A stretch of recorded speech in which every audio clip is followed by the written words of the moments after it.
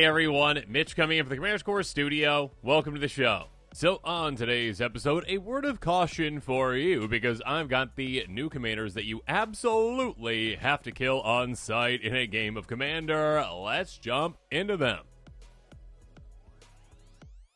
And these commanders, including Avatar Aang, can absolutely dominate a game and win, well, unexpectedly out of nowhere and so quickly that your head will spin. A 4/4 human avatar ally, 4/4 mana, every color but black, but this is a Wooburg commander we will see very shortly.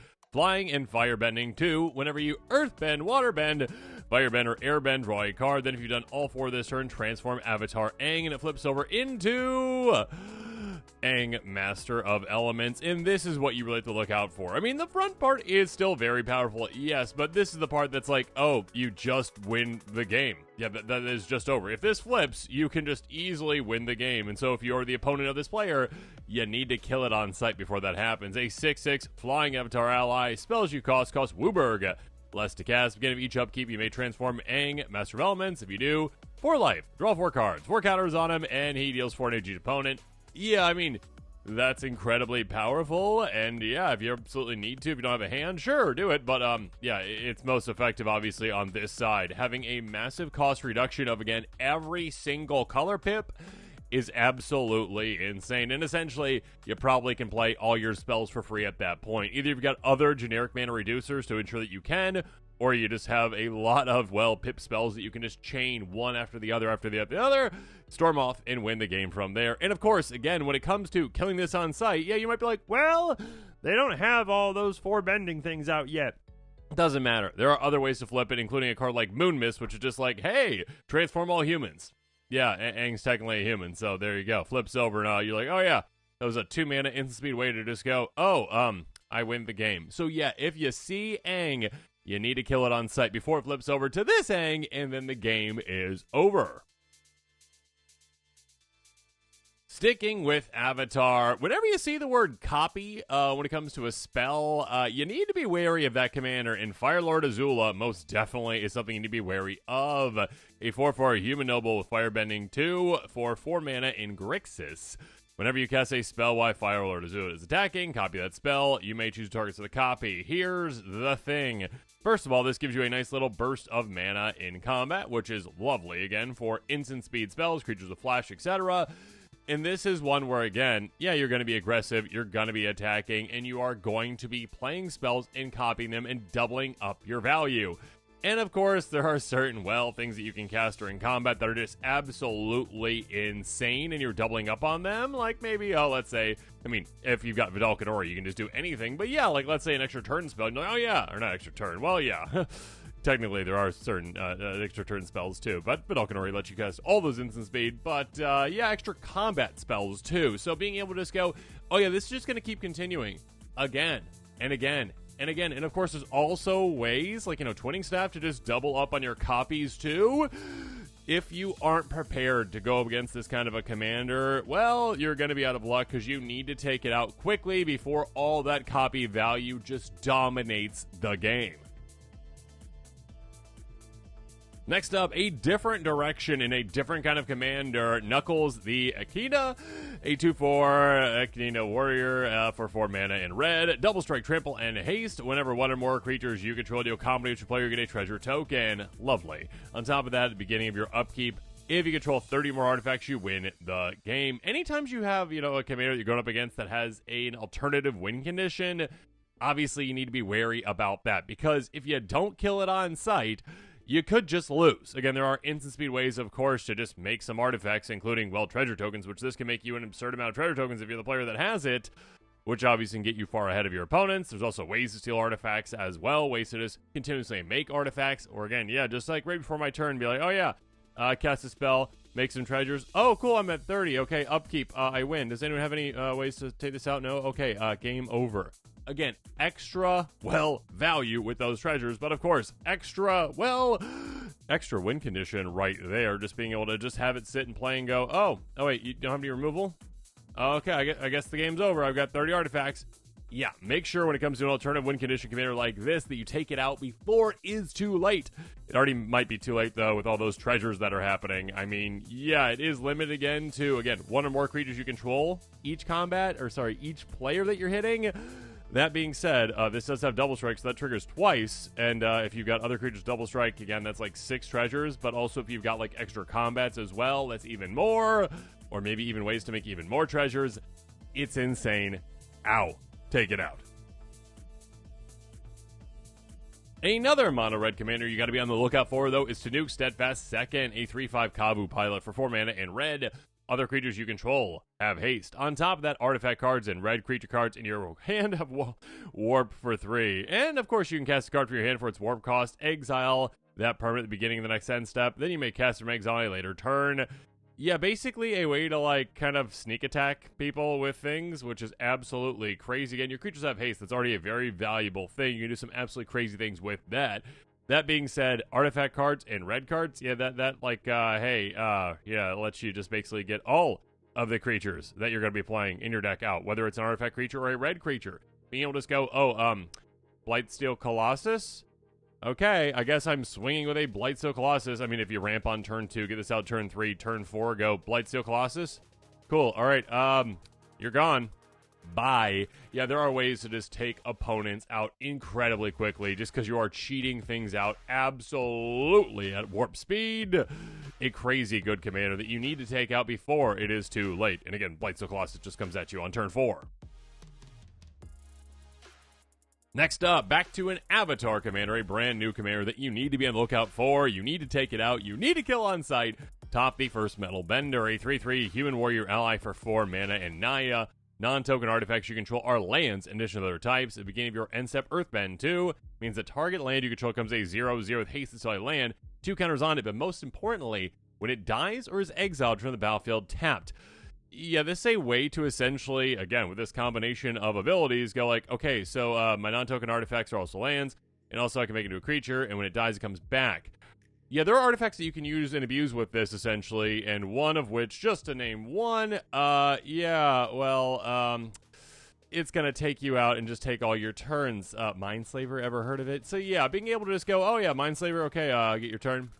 Yeah, okay, sacrifice it. Oh, it came back. Wow, because it was like a creature land thing. Okay, cool. All right, next turn.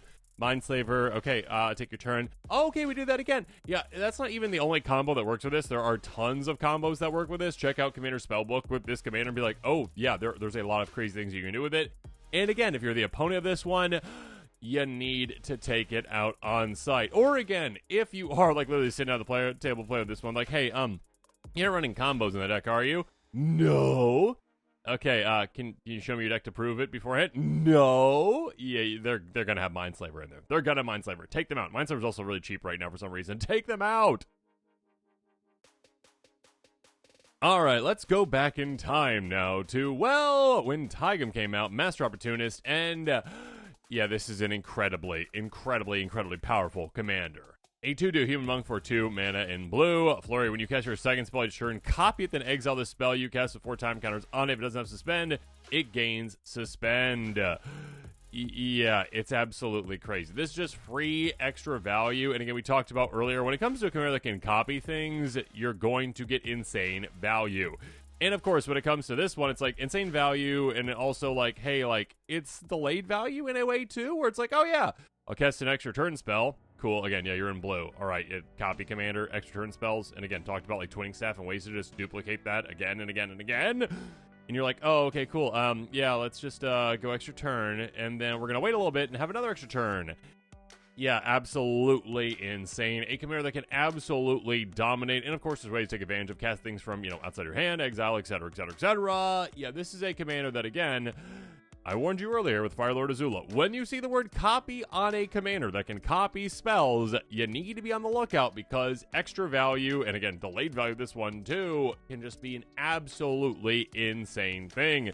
Stacking extra turn spells equals game over for all opponents. This, again, low to the ground commander is a kill on site commander. Do not let an opponent ever cast an extra turn spell, or it's probably game over. Moving on, Betor, kin to all. A really cool commander, but one that is incredibly deadly as well. A 5/7 Spirit Dragon with flying for 5 mana. At the beginning of your end step, if creatures you control have total toughness 10 or greater, draw a card. Then if creatures you control have total toughness 20 or greater, untap each creature you control. Then if creatures you control have total toughness 40 or greater, each opponent loses half their life rounded up. This Abzan commander is one that says, hey, you know what's going to happen? Well, I'm going to drain you all of you. I mean, again, it's not that hard at all. First of all, to get to 10, cool, yeah, you have 3 more toughness to get. That's basically anything else on the battlefield for you. And you're like, okay, cool, I get to draw a card. 20, I get to untap, which, of course, if I've got any kinds of creatures that have tap abilities, great, cool, I get to utilize those again, or just, yeah, basically vigilance for my creatures. But, of course, 40 going like, oh, yeah, I drainate all my opponents for half their life. That's insane. Again, even opponents, like, at 1,000 life, like, I've got my life gain deck, and I've been doing great. Good for you. You lose half your life. Oh, that's fine. I'm at 500. Oh, but I have a Wound Reflection in play, and that's doubled. Yeah, this is also kind of an unexpected combo commander in a way, because there's a lot of ways to double up on that life loss and go, oh, it's not just half your life, it's your whole life. You're gone. You lose. You are eviscerated from the game. So yeah, Betor, kin to all, again, is one that you can't let it get set up, because when it does, it is game over. You need to kill it on sight. Next up, Bolas's Citadel. Sorry, Gwenom, Remorseless. Yeah, 4/4 Symbiote Spire Hero for 5 mana in black. Death Touch lifelink. When Gwenom attacks until end of turn, you may look at the top card of your library. Anytime you may play cards to the top of your library. If you cast spell this way, pay life equal to its mana value, rather pay its cost. Yeah, Bolas's Citadel in the command zone, kind of. So being able to just go, hey, you know what? Okay, I attack. And by the way, crazy things now are going to happen. I mean, you could set your entire deck up in a way. I'm sure there are decks that are built around this where it's like, yeah, I like just have like all cards in my deck and like no lands somehow. And like this is just going to happen because Magic is a fun, weird game where you can do something like that. And you're like, yeah, I'm just going to play everything up the top of my library. By the way, I've got like Gary and other things in my deck that can drain my opponents to get me life back so that I can keep playing more and more cards. Yeah, there are ways to, well, adjust the top card of your library to ensure that, well, you're not just hitting things that are dead that you don't want to utilize or can't utilize again, like, say, a land, and being able to just set yourself up. So, yeah, there are definitely decks that are probably, like, built entirely. They're like, yeah, by the way, I just tagged with this once, and it is game over. There's also more friendly versions of this, obviously. That being said, any version of it is still incredibly powerful because being able to play off the top of your library again and making it basically a second hand that refills itself is insane.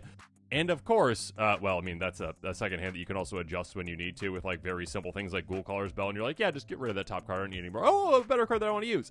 Being able to use life as a resource, again, especially in a format like Commander where you have an abundance of it, is crazy. This amount of value, this amount of, well, storm potential with life loss is insane. And of course, there are ways to swap life totals and just reset. And again, I talked about Gary earlier, just gain an insane amount of life in mono black. So yeah, Gwenom, Remorseless, has no remorse for taking opponents out. So you have straight up no remorse for taking it out either. Kill it on sight.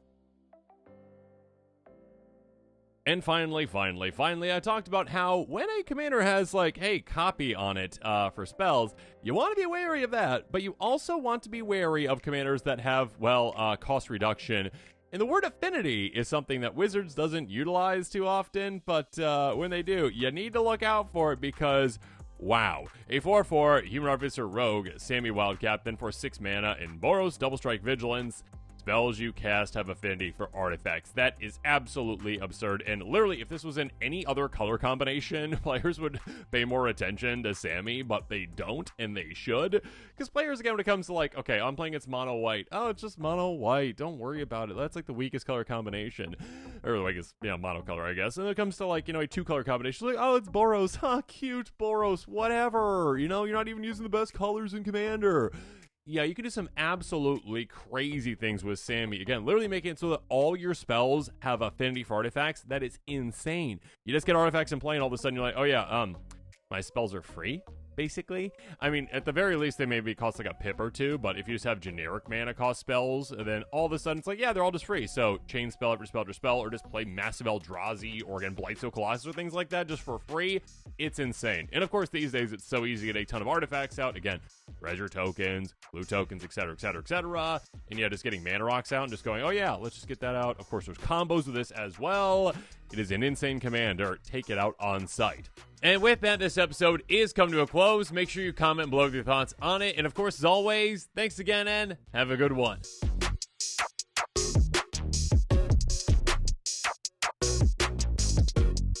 This show and episodes like this one are possible thanks to viewers like you. If you're looking for an easy way to help support this show, make sure that you like, share, and subscribe. Also, hit that bell notification icon so you don't miss any new episodes. You can also go check out our playmats and other merchandise at thecommandersquarters.com. Another easy way to support this show is with our TCG player affiliate links. So whether you're buying a deck or individual cards, you can use this general link right here or one in the description. And the final way that you can support this show is by supporting us directly by becoming a patron. There are many benefits to being a patron, and I truly couldn't do this without all of their support.